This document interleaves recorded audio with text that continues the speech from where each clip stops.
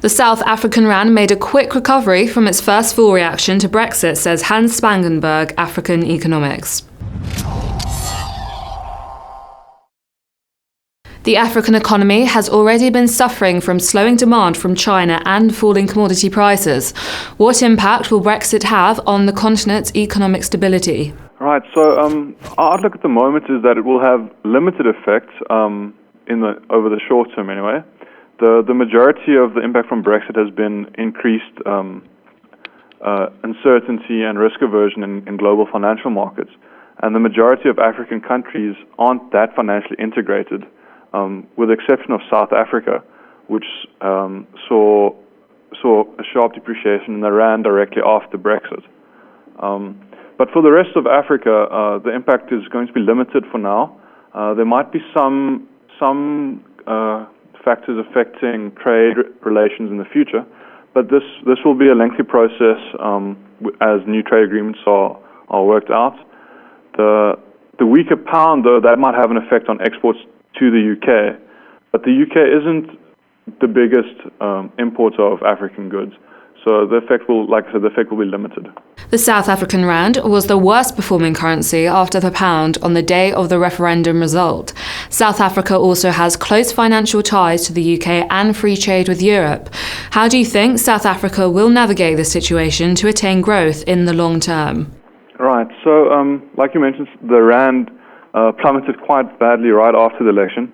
But that was during Asian trade, and Asian trade always seems to have more extreme volatility when it comes to the rand, and the rand actually came back quite strongly during the rest of local trade on that Friday directly following Brexit, and the rand has mostly gotten back those gains in the weeks following, which is also a large part to do with falling expectations of tightening by the US Fed, which the South African economy is also quite vulnerable to, with those changes in capital flows.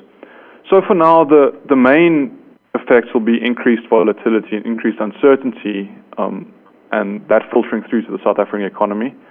The trade agreements and those kind of tariffs and those kind of things, that'll be sorted out over the medium term. So we're not going to see a direct effect now stemming from Brexit. South Africa has its own problems from the economic growth perspective that need to be addressed. That'll have more market effects on the economy than Brexit.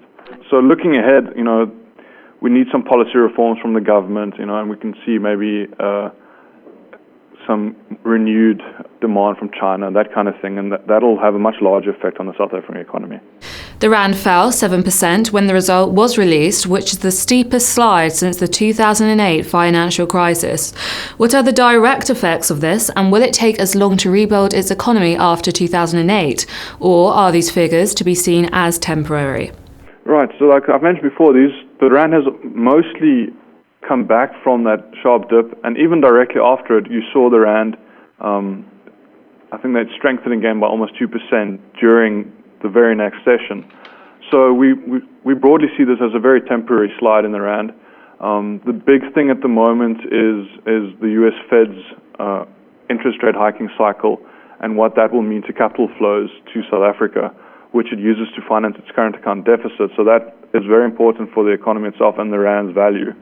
So in brief, to answer your question, we don't see the effects of Brexit on the South African economy and on the rand as badly as initially thought. It's going to be mostly temporary in nature.